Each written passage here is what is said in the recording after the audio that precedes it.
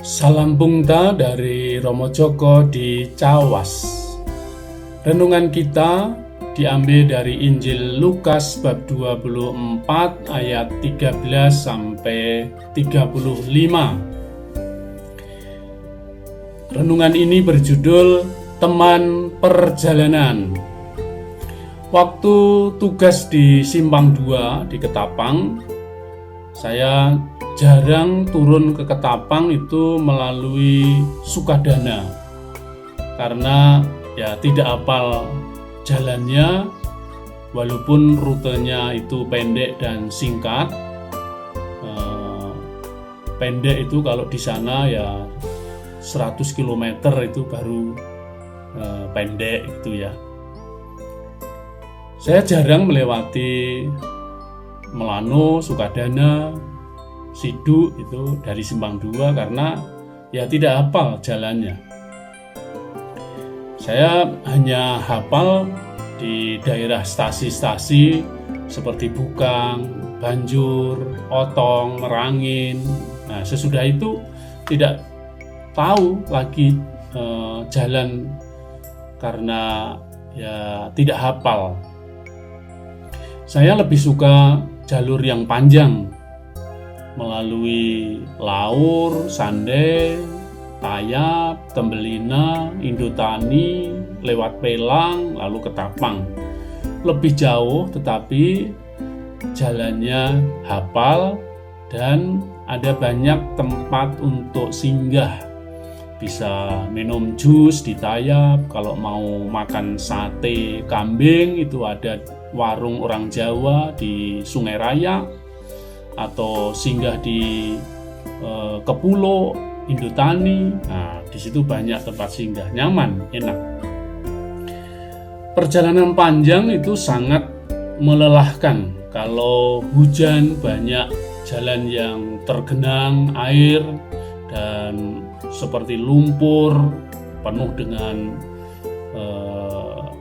tempat-tempat yang licin, becek. Kalau kemarau itu dihadang dengan debu yang sangat tebal. Kalau ada jalan yang rusak, ada teman di jalan, itu enak, kita merasa aman. Motornya rusak atau ban kempes atau kehabisan bensin, kalau ada temannya di perjalanan itu kita merasa nyaman, enak. Capek dan penat hilang karena kita punya teman seperjalanan.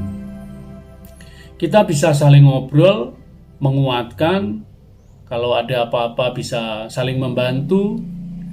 Dan menempuh perjalanan yang berat dan melelahkan memang dibutuhkan seorang teman. Kita bisa saling berbagi, saling menolong, dan saling menghibur satu sama lain. Itulah yang dialami dua orang murid yang mengadakan perjalanan dari Yerusalem ke Emmaus.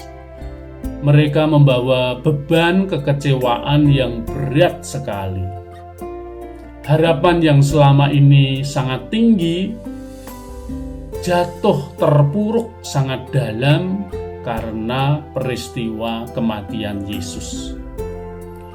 Mereka dulu mengidolakan bahwa Yesus itu sebagai tokoh yang diterima, dihormati, dijunjung tinggi oleh masyarakat, pemimpin. Tetapi Yesus kemudian dihukum mati di kayu salib.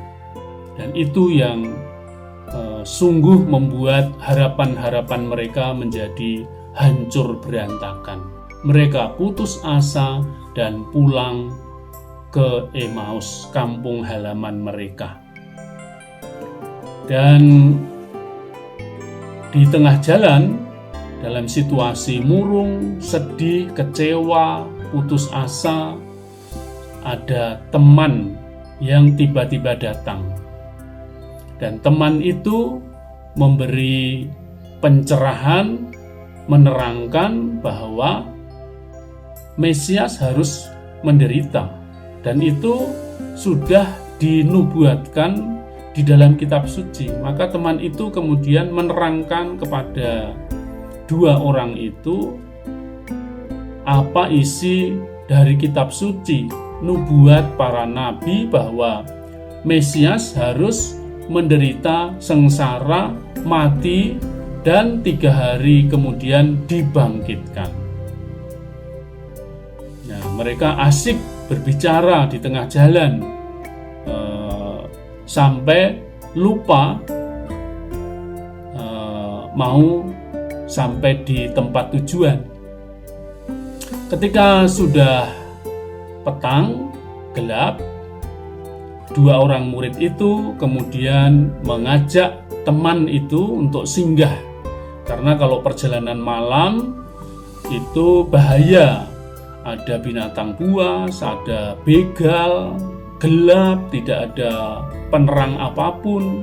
Itu sangat berbahaya. Maka mereka kemudian mengajak teman itu untuk singgah. Dan ketika mereka duduk bersama makan, teman itu kemudian mengambil roti, mengucap syukur, memecah-mecahkan, dan kemudian memberikannya kepada mereka. Mereka pada saat itu baru terbuka matanya. Lah, ini Tuhan.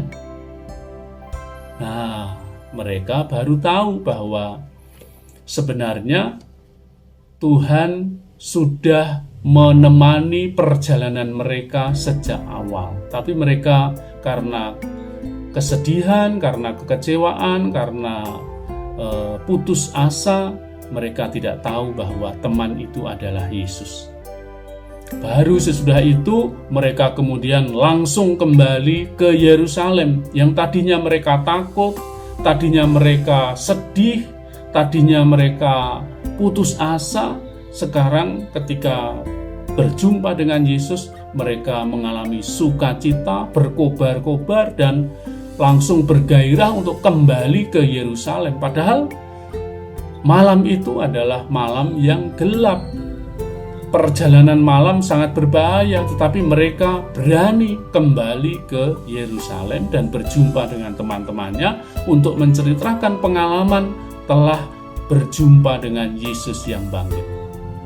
Nah, teman-teman, Pungta Lovers yang terkasih, pertanyaan reflektif kita, apakah Anda pernah mengalami ditemani Tuhan dalam pesiaran hidup yang sulit dan berat?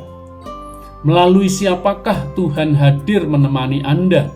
Bagaimana pengalaman itu mengubah hidup Anda?